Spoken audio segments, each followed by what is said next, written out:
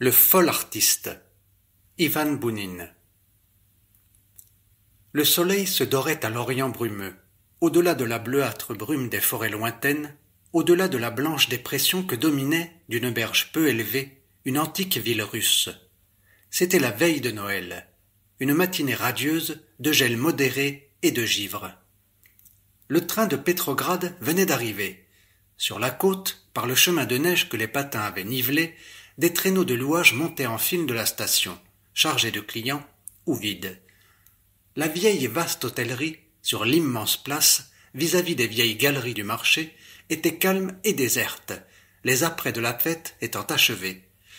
On n'attendait point de voyageurs, mais soudain, devant le perron, s'arrêta un traîneau sur lequel se trouvait un monsieur, portant lorgnon, aux yeux stupéfaits, coiffé d'un béret de velours noir sous lequel se répandaient des boucles grises, à reflets verdâtres, enveloppé d'une longue pelisse de poils marron et lustrée.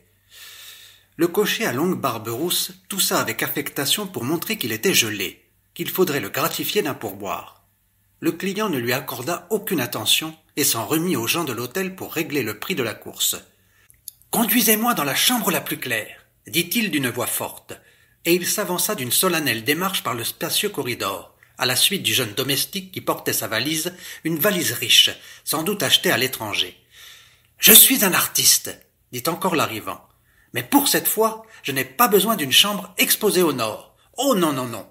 Que non point !» Le domestique ouvrit toute grande la porte du numéro 1 que l'on réservait aux voyageurs de marque. C'était un appartement composé d'une entrée et de 2 vastes chambres dont les fenêtres étaient néanmoins petites et fort en retrait à cause de l'épaisseur des murs. Ces pièces étaient chaudes, confortables et tranquilles. La lumière du soleil s'y faisait ambrer, voilée par le givre qui couvrait les carreaux inférieurs. Le domestique déposa délicatement la valise sur le tapis, au milieu du salon. C'était un jeune gars aux yeux intelligents et gais. Il s'arrêta pour attendre le passeport du voyageur et ses instructions. L'artiste, de taille peu élevée, de complexion légère malgré son âge, toujours coiffé de son béret, en veste de velours, fit quelques pas d'un coin de la pièce à l'autre, et, rejetant son pince-nez par un simple mouvement des sourcils, frotta de ses mains blanches, qui paraissaient d'albâtre, son visage pâle et tourmenté. Ensuite, il jeta sur le serviteur l'étrange regard d'yeux qui ne voyait point, le regard d'un homme très myope et fort distrait. « Le 24 décembre 1916, dit-il. « Tu dois te rappeler cette date. »« C'est compris. » répondit le serviteur et ses yeux exprimèrent qu'il était tout disposé à obéir. L'artiste tira d'une poche latérale de sa veste une montre d'or et d'un regard rapide, clignant un peu de l'œil, la considéra. « Il est exactement 9h30, poursuivit-il en rétablissant sur son nez son lorgnon. « J'ai atteint le but de mon pèlerinage. Gloire dans les cieux à Dieu et paix sur la terre aux hommes de bonne volonté. Mon passeport, je te le donnerai, ne t'inquiète pas. Mais pour l'instant, j'ai autre chose à faire. Je n'ai pas un instant à perdre. Je dois bien vite aller en ville pour rentrer ici à 11h juste. Je dois parfaire l'œuvre de toute ma vie. Mon jeune ami, dit-il en tendant une main vers le serviteur pour lui montrer 2 anneaux de mariage dont un, au petit doigt, était une alliance de femme. Cet anneau que tu vois, c'est un testament remis sur un lit de mort. Parfaitement, monsieur, répondit le domestique embarrassé. Et ce testament, je l'exécuterai, déclara l'artiste d'une voix tonnante. Je peindrai une œuvre immortelle, et je la laisserai en cadeau à toi-même. Nous vous remercions bien humblement, répondit le serviteur. Mais, mon cher, toute la difficulté est en ceci, que je n'ai apporté ni toile, ni couleur. Cette monstrueuse guerre m'en a tout à fait empêché. J'espère me les procurer ici. Je vais enfin réaliser toute vive l'idée qui m'a affolé durant 2 années entières, et qui, ensuite, s'est transfigurée d'une manière si merveilleuse et si terrible à Stockholm. L'artiste scandait les mots et considérait fixement, à travers le lorgnon, son interlocuteur. Le monde entier devra connaître et comprendre cette révélation, cette bonne nouvelle, s'écria-t-il en faisant de la main un geste théâtral. Entends-tu? Le monde entier! Tous!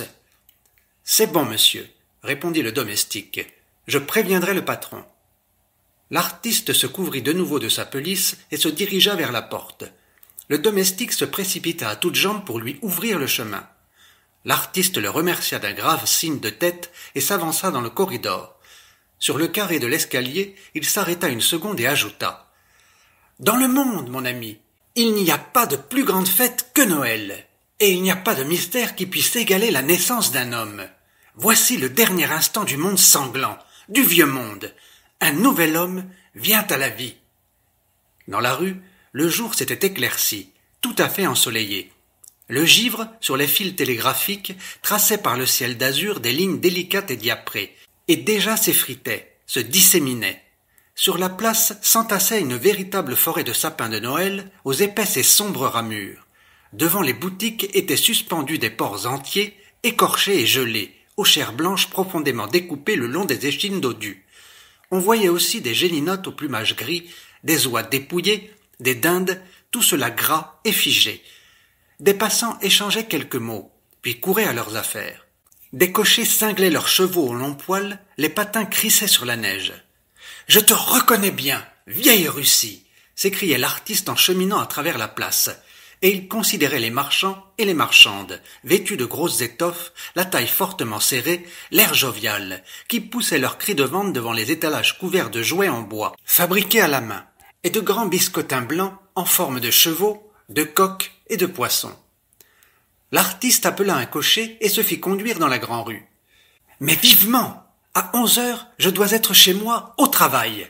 dit-il en s'asseyant dans le froid petit traîneau et en rabattant sur ses genoux la lourde couverture, raidie par la gelée.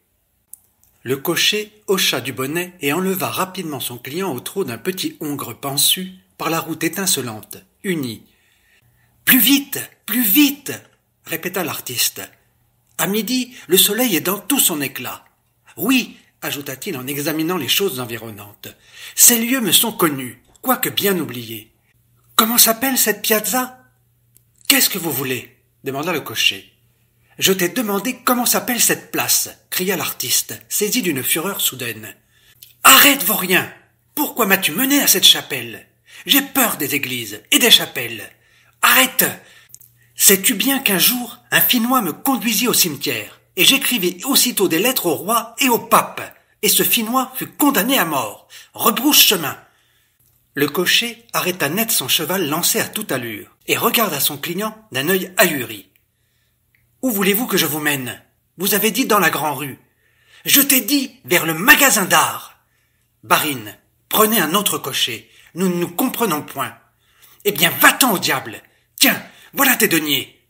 Et l'artiste, maladroitement, se glissa hors du traîneau, jeta au cocher un billet de 3 roubles, puis s'éloigna, revenant sur le chemin parcouru, marchant au milieu de la chaussée. Son ample pelisse s'était entr'ouverte et traînait sur la neige. Les yeux de l'artiste, hagards et douloureux, erraient d'un côté et d'autre. Quand il aperçut, à la devanture d'un magasin, des baguettes moulées et dorées, il entra vivement dans la boutique. Mais à peine eut-il parlé de couleurs que la demoiselle au teint empourpré qui était assise, enveloppée d'une fourrure, au comptoir, l'interrompit. « Ah non, des couleurs, nous n'en vendons point. Nous n'avons que des cadres, des baguettes et des papiers de tenture. Et puis, je ne pense pas que vous trouviez chez nous, en ville, de la toile pour les tableaux et des couleurs à l'huile. » L'artiste, avec un sincère désespoir, se prit la tête entre les mains. « Mon Dieu, est-il possible ? Ah, voilà qui est épouvantable. En cet instant même, les couleurs sont pour moi une question de vie ou de mort. Mon idée était déjà complètement mûre à Stockholm, et, quand elle sera réalisée dans la matière, elle doit produire une impression inimaginable. Je dois peindre la grotte de Bethléem, la nativité, je dois déverser sur tout le tableau, sur la crèche, sur l'enfant, sur la Madone, sur le lion et l'agneau qui sont couchés côte à côte, entendez-vous? Une telle allégresse angélique, une telle splendeur que ce soit véritablement la naissance du nouvel homme. Seulement chez moi, la nativité aura lieu en Espagne, au pays de notre premier voyage, de notre voyage de noces. Au loin, des montagnes bleues sur les collines, des arbres en fleurs, dans les cieux ouverts. Faites excuse, monsieur, dit la demoiselle effrayée. Des chalands pourraient venir. Nous n'avons que des cadres, des baguettes et des tentures. L'artiste tressaillit et avec une politesse exagérée souleva son béret. « Oh, pour Dieu, pardonnez-moi, vous avez raison, 1000 fois raison. » Et il sortit en toute hâte. Il passa devant plusieurs maisons et enfin, dans un magasin à l'enseigne de la connaissance, il acheta un très grand carton à surface rugueuse, des crayons de couleur et des tablettes d'aquarelle fixées sur une palette en papier. Ensuite, il se jeta dans un traîneau et poussa le cocher vers l'hôtellerie. À peine rentré dans son logement, il sonna. Le jeune domestique se présenta aussitôt.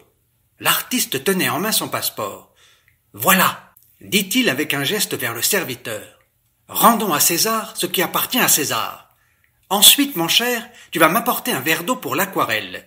Des couleurs à l'huile, hélas, on n'en trouve point. C'est la guerre, siècle de fer, âge des cavernes. » Il réfléchit un instant, et soudain son visage s'illumina d'enthousiasme. « Mais quelle journée! Seigneur Dieu, quelle journée! Exactement à minuit vient au monde le sauveur du monde. J'écrirai cela même en bas du tableau. Nativité du nouvel homme. La Madone. Je la peindrai d'après la face de celle dont le nom est désormais sacré. Je la ressusciterai, celle que la violence a assassinée, avec la vie nouvelle qu'elle a portée sous son cœur. » Le domestique, par toute son attitude, montrait encore qu'il ne demandait qu'à rendre service. Il sortit. Mais lorsque quelques minutes plus tard il revint, tenant un verre et une carafe d'eau fraîche, l'artiste dormait profondément. Son pâle et maigre visage était pareil à un masque d'albâtre. Il était étendu, renversé sur un monceau d'oreiller, au milieu du lit, dans la seconde chambre, la tête rejetée en arrière, les cheveux épars, de longs cheveux gris, à reflets verdâtres, et on ne l'entendait même pas respirer. Le domestique s'éloigna sur la pointe des pieds et derrière la porte heurta le patron de l'hôtel, petit homme trapu, aux cheveux taillés en brosse, aux yeux perçants. « Eh bien !» chuchota vivement le maître. « Il dort !» répondit le serviteur. « Extraordinaire !» dit le patron. « Et le passeport est en règle. Il y a seulement une note, comme quoi sa femme est morte. Ivan Matveitch m'a téléphoné. Il m'a dit d'avoir l'œil. Aussi, mon gars, attention. Nous sommes frères en temps de guerre. » Il dit « Je te ferai un cadeau. Laisse seulement que je travaille. » répondit le domestique. « Il ne demande pas le samovar. »« Voilà, voilà, » reprit le patron, et il appliqua l'oreille à la porte. Mais le silence régnait, et l'on ne sentait que l'atmosphère de mélancolie qui pèse toujours dans une chambre où quelqu'un dort.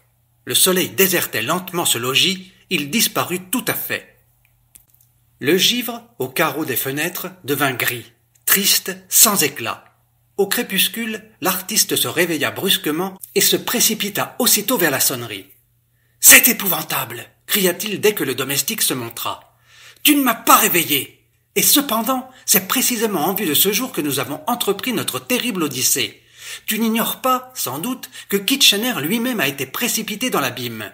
Figure-toi donc ce que c'était pour elle, enceinte de 8 mois. Nous avons traversé des milliers de barrières, d'obstacles. Nous n'avons ni dormi, ni mangé pendant 6 semaines ou presque. Et la mer, le tangage, le roulis furieux, cette crainte incessante de sauter en l'air.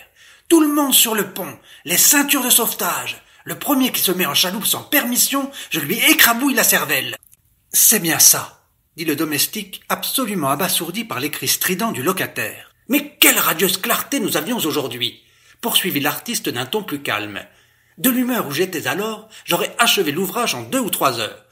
Enfin, qu'y faire? Je travaillerai toute la nuit. Aide-moi seulement à préparer ce qu'il faut. Cette table, je crois, peut aller. » Il s'approcha d'une table qui se trouvait devant un canapé, ôta le tapis de velours qui la couvrait, secoua le meuble. « Elle est assez d'aplomb. Mais voilà, vous n'avez ici que 2 bougies. Il faut en apporter encore 8, sans quoi je ne pourrais peindre. J'ai besoin d'une profusion de lumière. » Le domestique sortit encore et se fit attendre longtemps. Enfin, il se présenta avec 7 bougies montées sur des chandeliers dépareillés. « Il en manque une. Elles sont toutes prises dans les chambres, dit-il. » L'artiste s'agita encore une fois et se mit à crier. « Ah, quel ennui! Il en fallait 10, 10! À chaque pas, ce sont des obstacles, ce sont des misères. Aide-moi du moins à mettre la table juste au milieu de la chambre.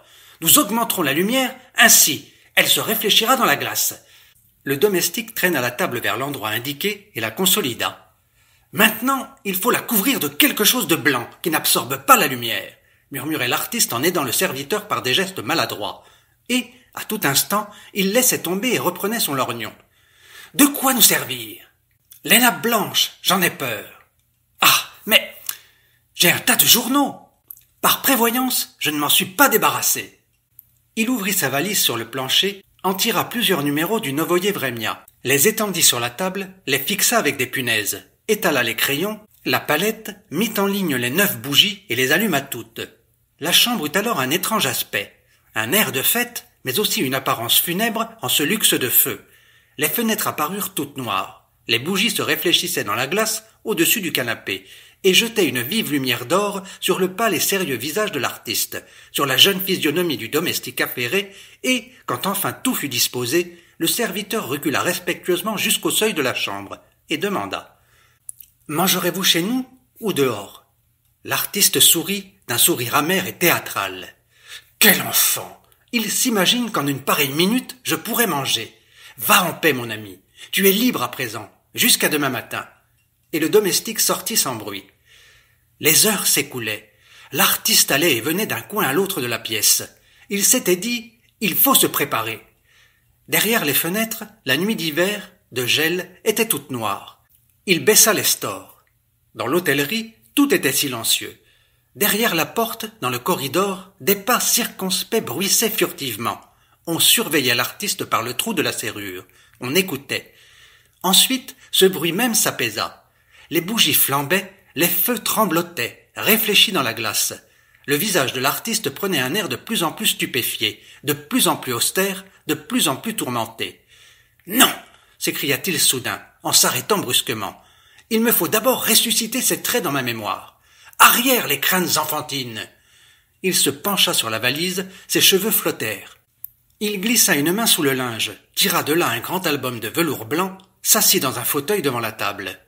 Il ouvrit l'album, rejeta la tête en arrière avec une expression résolue et fière, puis s'immobilisa en contemplation. Il y avait dans cet album une grande photographie.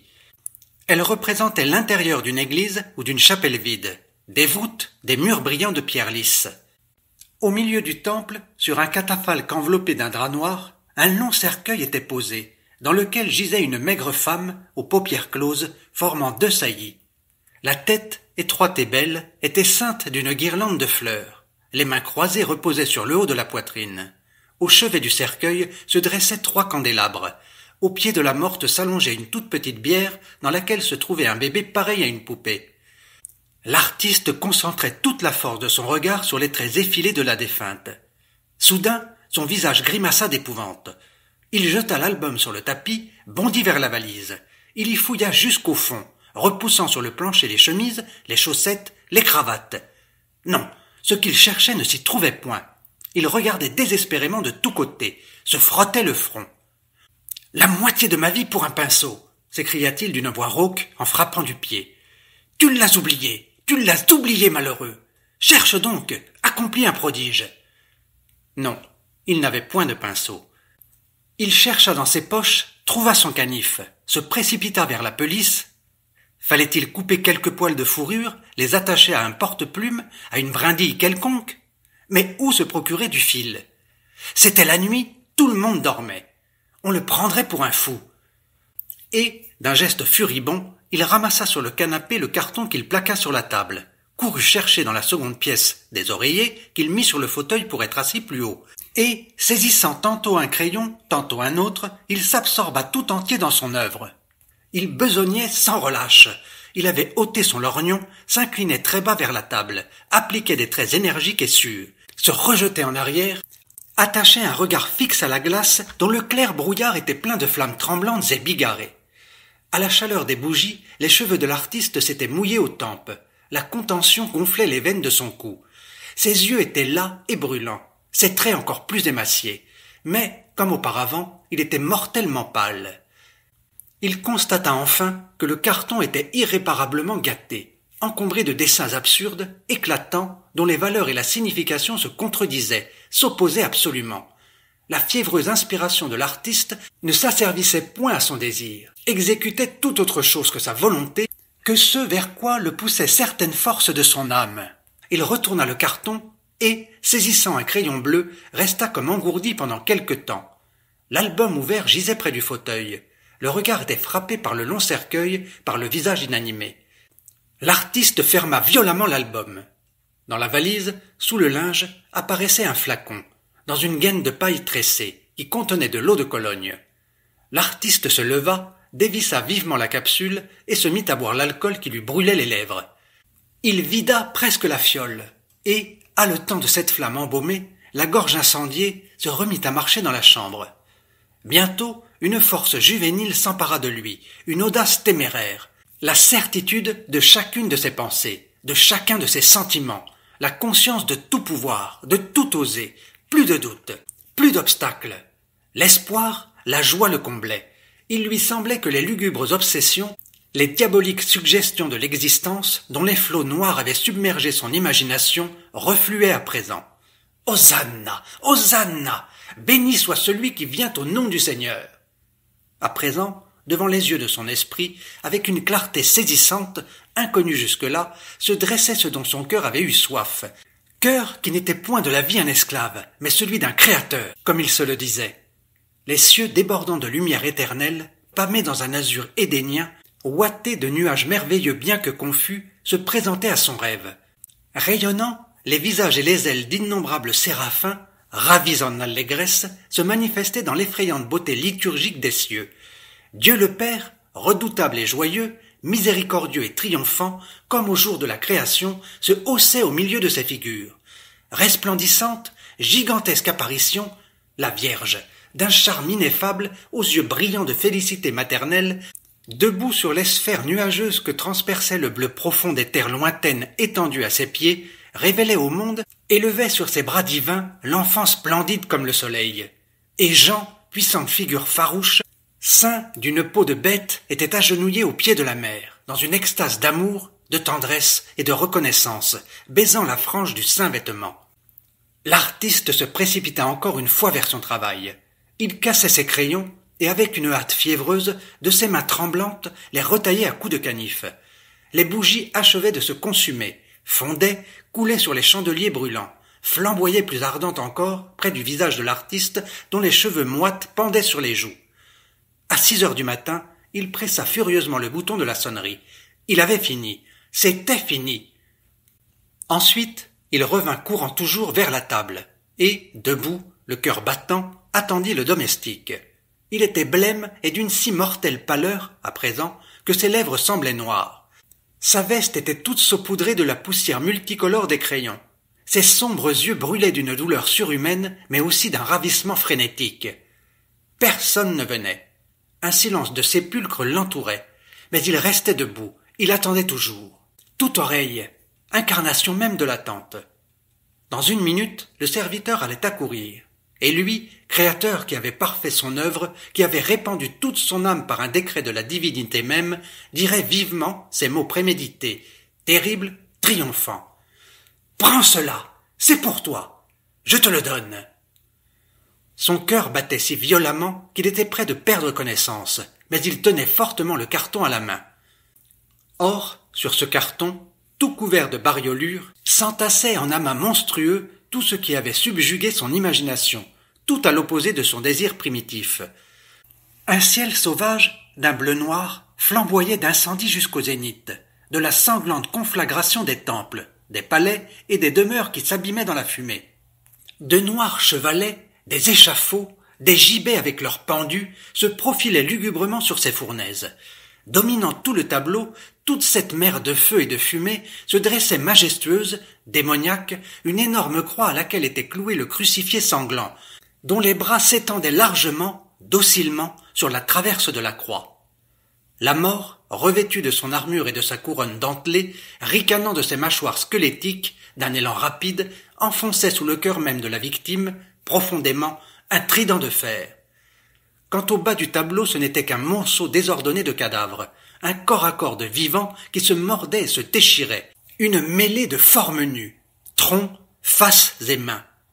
Et ces faces hargneuses, au croc en défense, aux yeux exorbités, étaient si hideuses, si brutales, si grimaçantes de haine, de fureur et de volupté fratricide, qu'on aurait cru plutôt voir des mufles de bêtes, de fauves ou de démons que des visages humains.